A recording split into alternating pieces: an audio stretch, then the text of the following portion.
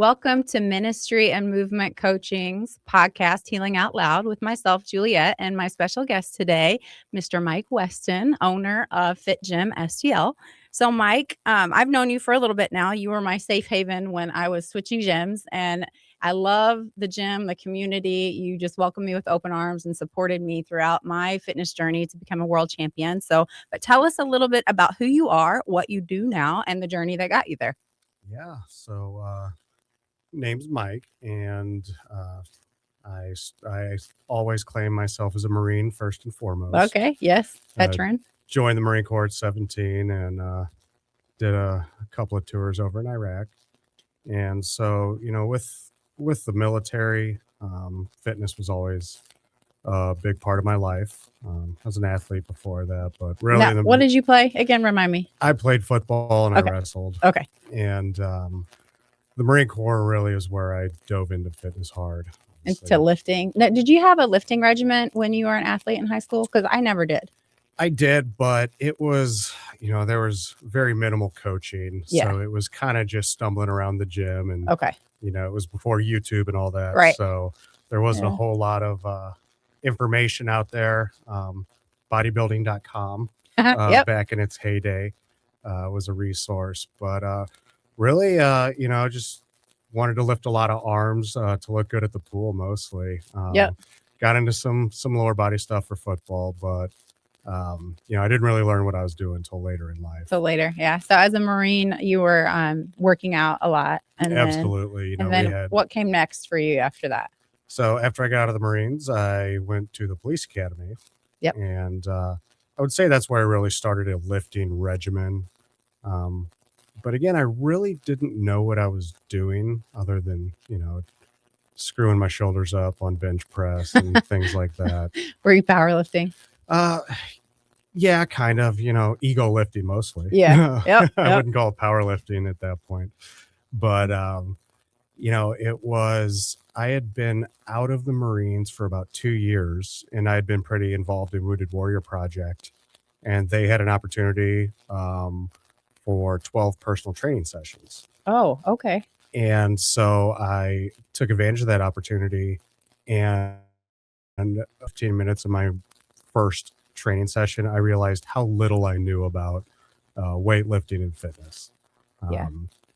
So the trainer that was coaching me, we just hit it off. He was a veteran also. And we completed the first 12 sessions, and then I was kind of on my own for a little bit. I learned a lot, but he actually ended up going over to a CrossFit gym, and so I followed him there. Oh, okay. And dove into the CrossFit during its heyday. Yeah. And after being there about 6 months, they offered me to get my CrossFit certification and start coaching there. Okay. So I started teaching CrossFit classes, and you were still a police officer at this Yes. time. You were doing this in tandem. Okay. yeah, it was just kind of a side gig. I don't think I was getting paid at that point. I was basically coaching for free CrossFit. Okay. And not long after, I'd probably been doing that for 3 or 4 months, and the CrossFit gym went under. And at that point, I said, you know what? I want to keep doing this. And so my house at the time had a detached 2-car garage, and I turned it into my own little CrossFit box. Oh, nice. So you had clients come to you? Absolutely. Okay. So I was still working, 10 and 12-hour shifts as a police officer. But I would have a 3-hour window where clients could come, and I'd have, the workout of the day and everything. And I'd coach from about 2 o'clock to 5 o'clock and put on my uniform and head on into work. Wow. Yeah. Full days. Absolutely. And so that was really my first taste of coaching. And I loved it. I Yeah. absolutely loved it. When did you start competing? Because I know that you've competed. So tell me a little bit about that journey and what accomplishments that you've earned. Yeah, absolutely. It's actually kind of funny because while I was coaching CrossFit out of my garage, at that point it was cross training, not CrossFit. The clients that I had challenged me to do a bodybuilding competition. They said, "Oh, and that was NPC, right? My first one was a natural competition. Okay. an ANBF, I believe. I'm not familiar, but okay. Um, Natural. Got it. And so I told them I would do it, but they had to do it as well. And so we had a group of 6 go out to Kansas City and compete in a bodybuilding competition, which I did CrossFit workouts all the way through my prep. How was that? Because CrossFit has a lot of cardio. How was that with your muscle retention? Do you feel like you retained or burned? I definitely got very skinny. Yeah, I was gonna say. But to be honest, it wasn't a very competitive competition. Right. And so I did very well in it. Oh, nice. I think I took 2nd place in that one. Very cool. And so I was like, maybe I could do this. And what did you fall in love with the physical attributes that you obtained through the journey, or did you fall in love with the mental fortitude that you gained? Oh, absolutely, the challenge. Yeah. Like I said, I wasn't even bodybuilding during that prep. So it was absolutely the challenge and the grind of doing a prep. And so then I was like, I wonder if I switch things up into a bodybuilding regimen, how well I would do. Yeah.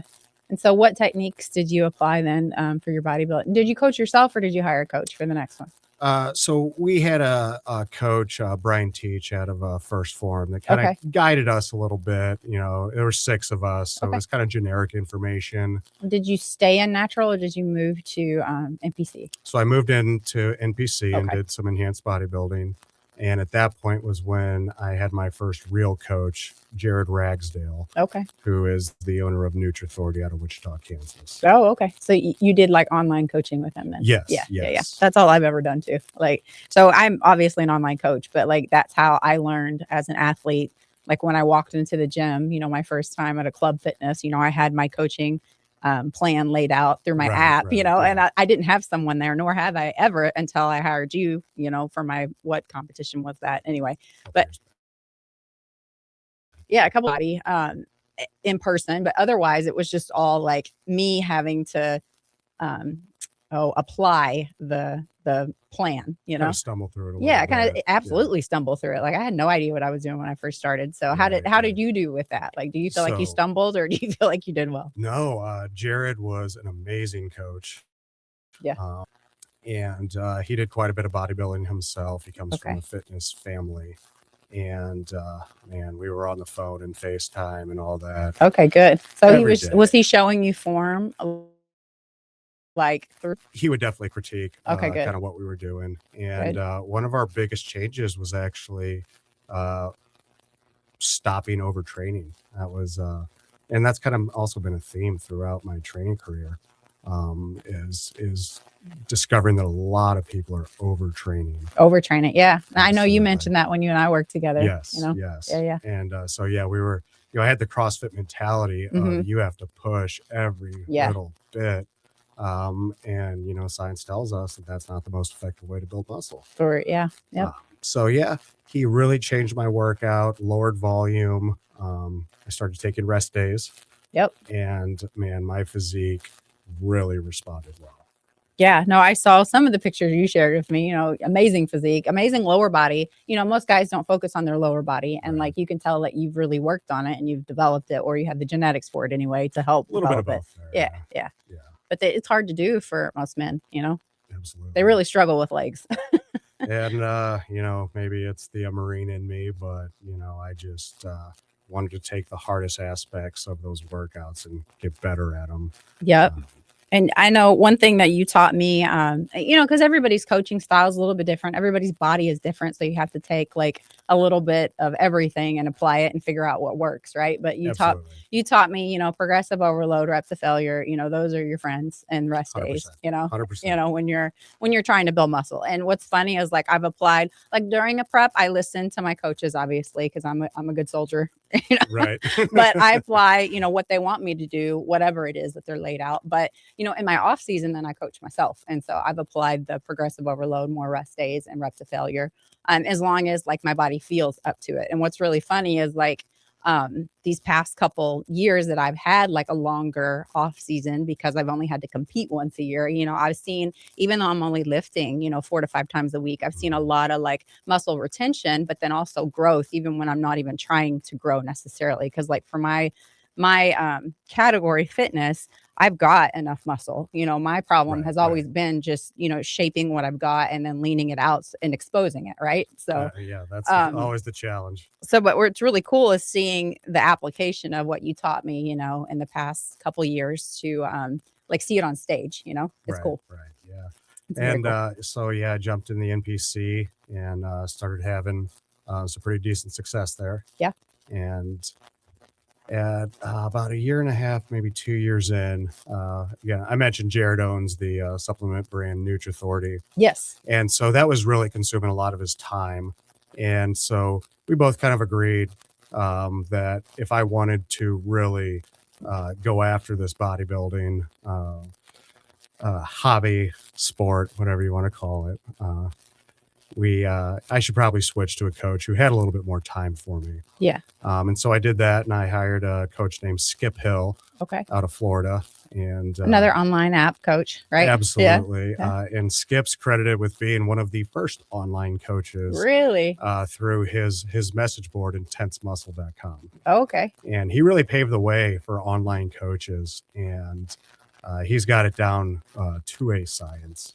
And Skip really took me to that next level. Okay. And then what titles did you earn in the NPC then? So I took a couple of first places. Gosh, I can't even remember exactly which shows it was, but I kept going to more competitive shows. Yeah. And the most competitive, I got to NPC Junior Nationals. Oh, okay. Yeah. And I took third place in Junior Nationals and was very excited to go back next year and earn my IFBB Pro card.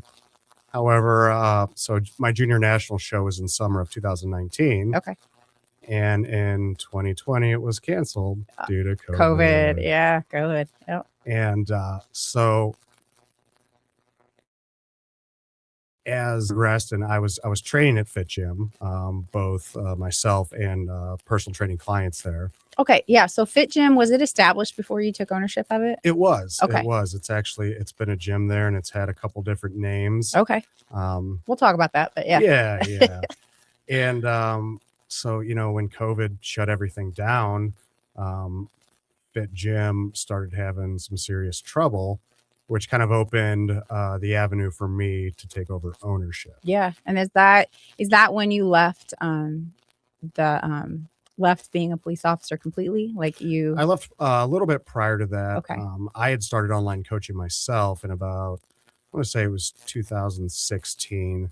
And, I worked in a rather rough part of St. Louis. Yeah. And I spent 10 years in uniform. And combat again. Yeah, it gets a little hairy up there at times. Yeah, well, we're going to talk about that too. But. And so, I was having success with my online training. It was my passion. I was loving doing that, and then I was dreading having to go to real work. Yep. And so, going into 2017 was when I made the leap to go into business full time for myself. Okay, and you and Dana then purchased Fit Gym, or how did that?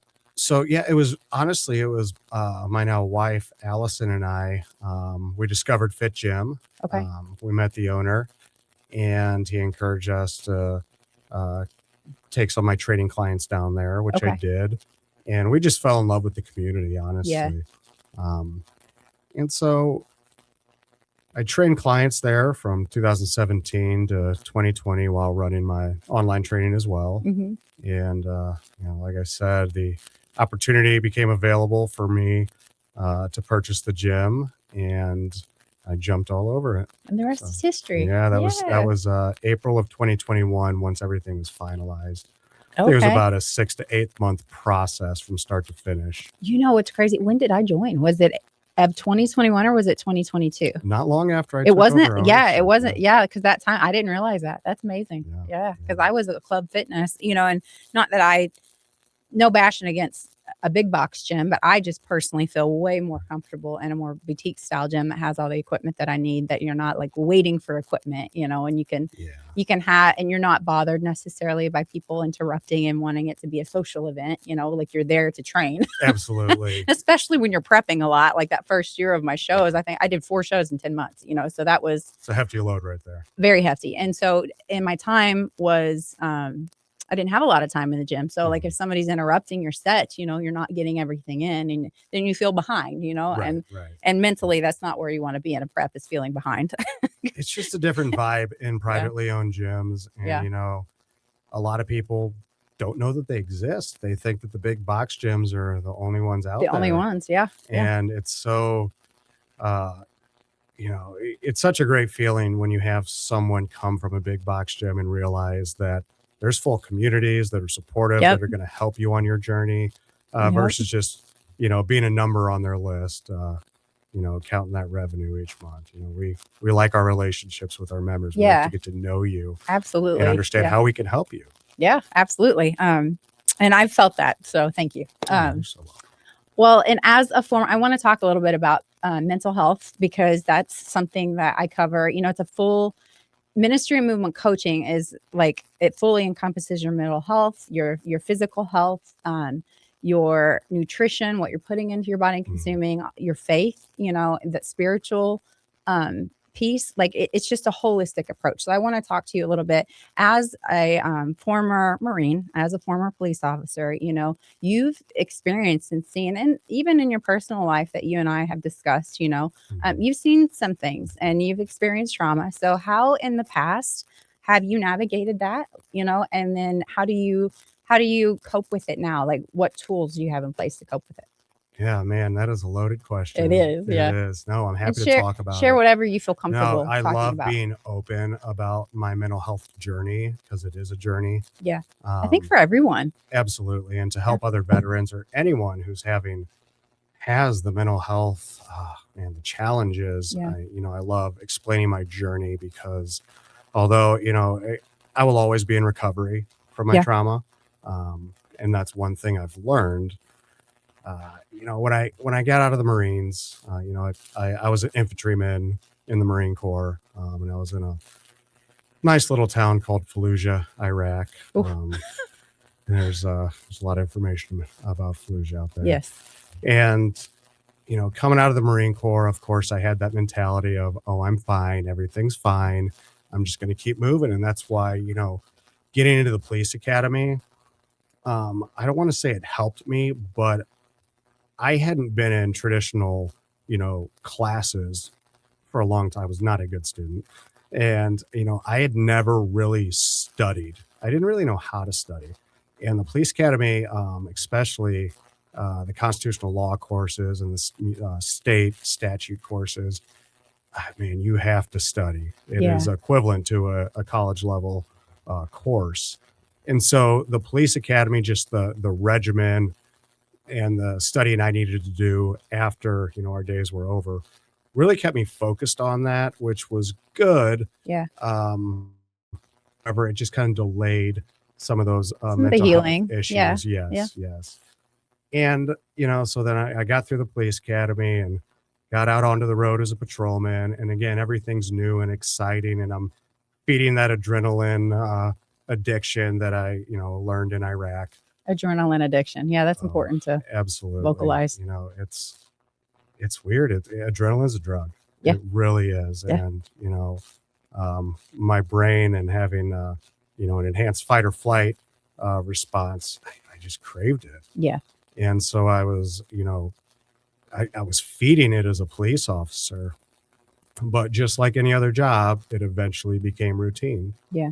And that's when I really, my mental health declined a lot. Okay. And, that's when I started drinking a lot to cover it up, suppress. Yep. I sure did that. The depression, the anxiety. And man, if I hadn't been a police officer, I'm sure I would have found other substances as well. Luckily, I was kind of siloed into drinking there. But that's when I really, I would say my alcoholism actually started. Okay. Yeah. So you considered yourself an alcoholic? I still do. Okay. I still do. And I've had stints of sobriety. I've kind of gone in and out, and I've now been sober for 37 days. I'm very proud of you. Thank you. Since my last drink. And, you know, they say getting sober is the easy part. Staying sober is the hard part. Absolutely. And that's what I've experienced because, you know, I'd have a stint, especially during bodybuilding. Yeah. That would keep me sober. Yeah. Yeah. Because you want to see the changes in your body, and alcohol doesn't help with that. Right. Obviously. You can't be an alcoholic and have a successful prep and have success on the stage. And so that, you know, caused me to lie to myself. Yeah. I'm not an alcoholic. Right. You know, I can stop. I can put it away. 7, 8, 9 months at a time. And as soon as that show was over, pick it right back up. We were right back, you know, on the booze. And so, well, and Allison, now your wife, has been sober for how many days? She just had her 1-year birthday of Amazing. Sobriety. And she's pregnant, and that was something. Pregnant. Congratulations on Absolutely. all of that. And you're expecting a baby boy. How many months now? We are left? Just about 9 months pregnant. So, oh my gosh! So any day or like 30 days? We got 2 or 3 weeks left before we're full on baby watch. Oh, okay. So we're right at the end there. Yes, that's incredible. And I know we can get into kind of how our faith journey really played into that. Let's talk about it, because that was my next question for you. Is like, when did you accept Jesus into your heart? The answer is August of last year. Incredible. You know, I was raised going to a Methodist church when I was a little guy, and my parents divorced. And so that kind of ended the church routine until I went to boot camp in the Marine Corps. They obviously offer, you know, you can go to church on Sundays, and a whole bunch of my buddies in my platoon were Catholic. So I said, all right, I'll go. And, you know, it's an extra couple hours away from the drill instructors. So right. That's a vacation. So I would say that my intentions were not to find Jesus at that point. It was a selfish relief. Yeah.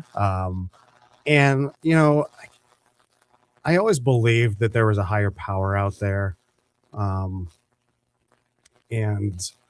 I just didn't know. I hadn't done any investigation of how to believe or how to worship. And then, you know, honestly, you get in the Marine Corps, and I was in the infantry, and church wasn't even a thought. It wasn't even a thought. It was all preparing to go to Iraq and fight a war. And that was really difficult in that, you know, after my first exposure to combat where we lost a couple Marines. Yeah. I remember getting mad at God. Oh, yeah. And so I believed him because I got mad. Yeah. And I turned my back on God for the next decade. Yeah. A little bit more than that. Yeah. And just bitter, you know, from my experiences and kind of everything that goes on in a deployment to a war zone. Yeah. I can't even imagine, you know, I can't imagine. But I can connect with not understanding death and losing people that you love too quickly, you know, and then grappling with why didn't you stop that, you know? Right. I think a lot of people can connect to that sentiment. But, absolutely. But what changed it for you in August? So August of last year, let me backtrack just a little. I had a neighbor who lived about 3 doors down, and his name's Corey Ball. And I had known him. He moved in, and I got to know him a little bit, you know, just kind of talking in the street and, you know, saying hi and all that. But didn't really get to know him too well. And he invited us to go to a baseball game with him, like I said, about 3 months after he moved in. Said, Corey, I'm sorry, I've never asked, what do you do for a living? I said, I'm a pastor. I said, no way. He was just like another one of the guys, you know, and I just wholly blindsided me that he was a pastor. And so we had a couple conversations, and that's what got me curious. And so after talking with Corey, I decided to go on my own investigative journey. Yeah. And Seek so out the truth for yourself. absolutely. And, with my experiences and then with my background as a trainer and, I'm an evidence-based trainer. I Mhm. like scientific study because I Yep. like proof. Absolutely. I like tangible proof. I picked up a book called The Case for Christ by Lee Strobel. And man, did that book it answered a lot of my questions. Incredible. So it was called The Case for Christ. The Case for Christ. And Lee was an atheist, a self-professed atheist, who went on a journey to try to disprove his wife's faith. And then he found God in the And process. he found God in his investigative journey. Love that. And so I read that, and then I got into some C.S. Lewis, and that's when all of a sudden it clicked, and I heard this phrase. I definitely didn't make it up, but Christ is either a liar, a lunatic, or he's Lord. And when you actually investigate the facts, there's no doubt in my mind that Christ died for our sins, was placed in a tomb, and rose from the dead 3 days later. Well, welcome to the kingdom. Thank you. It is. It's been absolutely life-changing. But I will say, I was baptized last August. Okay. Yeah, I was going to ask if you had been baptized or, I wasn't baptized. I was just speaking about this last week. I wasn't baptized until I was 29 by my grandpa, who was a pastor 7 years. He has now passed, but I did have the opportunity for him to baptize me when I was 29. Have I sinned since? Absolutely. We're all sinners, but thank goodness for grace, and thank goodness for being able to look up to our Lord and apply that grace to our lives. Right.